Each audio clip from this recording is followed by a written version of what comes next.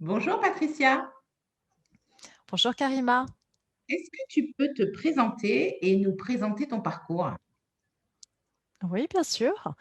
Donc, je m'appelle Patricia Cresso. Je suis donc française d'origine libanaise. J'ai vécu à 40 ans dans 5 pays, donc au Moyen-Orient, en Suisse, à Monaco, à Paris, à Luxembourg. Et je suis de retour sur la Côte d'Azur depuis 8 ans. Je suis dans la finance depuis 2 générations. J'ai un master 2 en ingénierie financière et une partie, on va dire, dans les sciences politiques par en fait 2 stages à l'ONU en 2000 et 2001, donc à New York, dans le département de l'information et des organisations non gouvernementales à l'époque de Kofi Annan, ce qui était absolument fabuleux. Est-ce que tu peux nous dire aujourd'hui comment tu travailles sur la question de l'égalité femmes-hommes? Bien sûr. Alors sur 2 volets.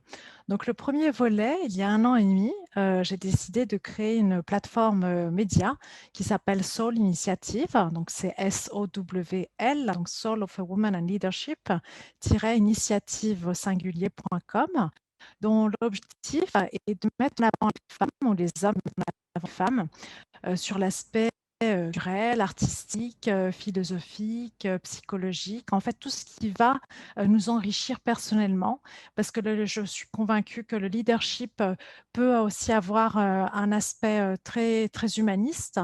Et étant dans la finance, j'ai envie de donner justement cet aspect leadership et dans la finance holistique, on va dire. Donc, plusieurs actions ont été mises en place ou sont en train d'être revues parce que la Covid a fait que certaines conférences ont dû être reportées ou annulées. Le premier, c'est un volet formation, conférence, inviter des experts, donc dans le domaine de la finance, du business et du coaching pour en fait aider les femmes à s'accomplir, soit dans la gestion de portefeuille, soit dans le monde professionnel. Donc ça, c'est quelque chose que je vais mettre en place dès le mois prochain.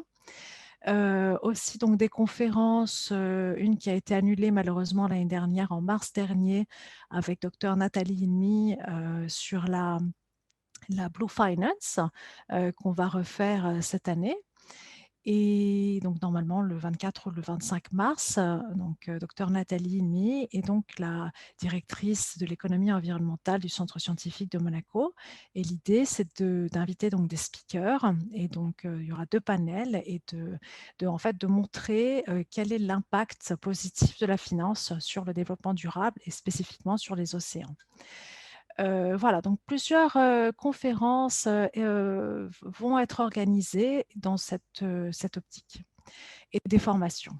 Donc à Monaco, mais aussi en Afrique, à Abidjan. Là, je suis déjà en train de mettre tout ça en place.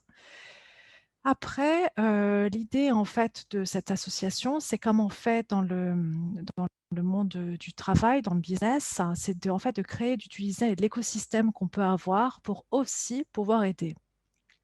Donc, c'est l'idée de, voilà, d'utiliser l'écosystème pour aider un peu en Afrique, un peu ici, de mettre les gens en relation dans cette partie d'entraide et de bienveillance. Le deuxième volet, c'est que j'écris chaque semaine dans un magazine qui s'appelle Entrepreneur in Africa.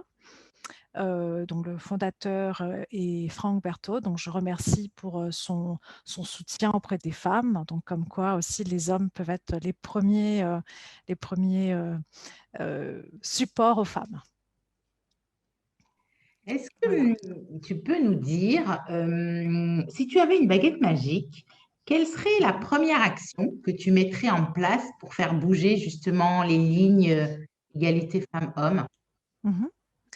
Alors, 2 choses. La première, ce serait l'égalité professionnelle. Je pense que si tous on se pose la question, que ce soit les think tanks, les ministères de la femme et de l'égalité des genres, la vie associative, si on se pose la question, c'est que justement, il y a un problème. Il faut pas se le cacher. Donc, il faudrait ne même plus se poser la question, pourquoi est-ce qu'on ne peut pas avoir une égalité de salaire rapidement tout de suite? Pourquoi est-ce qu'une femme doit donner 2 fois, 3 fois plus pour montrer qu'elle est l'égale de ses alter ego hommes? Pourquoi est-ce qu'elle ne peut pas avoir une promotion plus rapidement? Donc tout ça, j'aimerais qu'on ne se pose même plus la question. La deuxième chose, c'est le comportement reine des abeilles. Alors, j'ai écrit un article dessus et puis j'ai beaucoup lu sur le sujet. Je trouve ça assez triste que certaines femmes, en fait, aient le comportement de ne pas entraider les autres femmes. Et ça a été étudié par des psychologues. Presque elles deviennent encore plus sexistes et machistes que les hommes. Et ça, ce sera gommé parce que je pense qu'entre femmes, au contraire, il ne faudrait pas qu'on se ronge de l'intérieur. Il faudrait vraiment qu'on s'entraide. Beaucoup déjà, on s'entraide. Mais voilà, ce genre de comportement, il faut le gommer.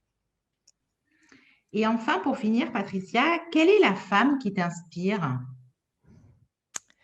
Alors, il y en a deux qui m'inspirent, moitié-moitié. Donc, Ethel Adnan, qui est une grande poétesse, écrivaine, peintre, donc vraiment une artiste et philosophe, une artiste qui est libanaise, qui s'est expatriée d'abord en France, qui a étudié à la Sorbonne, et puis est partie aux États-Unis. Et vraiment, voilà, je recommande ses livres. C'est vraiment une dame extraordinaire. Je crois qu'il y a plus de 85 ans maintenant, mais elle a beaucoup aussi soutenu les femmes et apporté son œil philosophique et bienveillant et artistique. Et j'aime beaucoup cette phrase que j'ai vue lors d'une exposition à Luxembourg sur elle, où elle disait la vie est un tissage. Et c'est vrai, finalement, on est un cumul de plein d'expériences, de plein de choses, de plein d'échanges, comme grâce à toi et ce que tu fais, on grandit en fait en échangeant avec les autres. Et la deuxième personne est Christine Lagarde pour son professionnalisme, qui est une femme extraordinaire, qui a une carrière absolument magnifique dans un monde d'hommes, dans un monde politique aussi qui est très fermé et très dur. Et elle a su avoir des postes absolument incroyables, allant de ministère de la pêche, de l'agriculture, directrice du FMI et présidente évidemment de la Banque centrale européenne, après quelqu'un comme Mario Draghi. Voilà. Merci beaucoup, Patricia. Merci à toi.